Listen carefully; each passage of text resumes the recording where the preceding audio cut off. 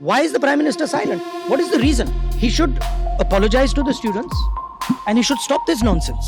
দিল্লিতে শিক্ষার্থীদের বিক্ষোভে পুলিশি লাঠিচার্জ ও কাঁদানে গ্যাস ব্যবহারের ঘটনাকে কেন্দ্র করে মোদী সরকারের বিরুদ্ধে তীব্র সমালোচনা করেছেন ভারতের বিরোধী দলীয় নেতা রাহুল গান্ধী।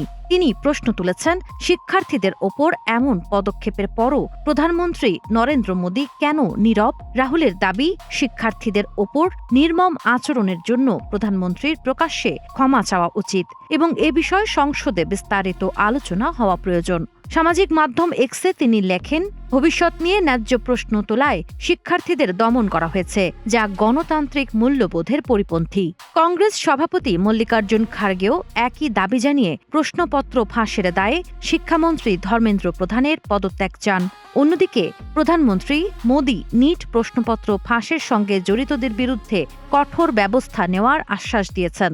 সংসদ বিষয়ক মন্ত্রী কিরেন রিজিজু জানান, সরকার ভবিষ্যতে আরও নিরাপদ ও স্বচ্ছ পরীক্ষা ব্যবস্থা গড়ে তুলতে কাজ করছে।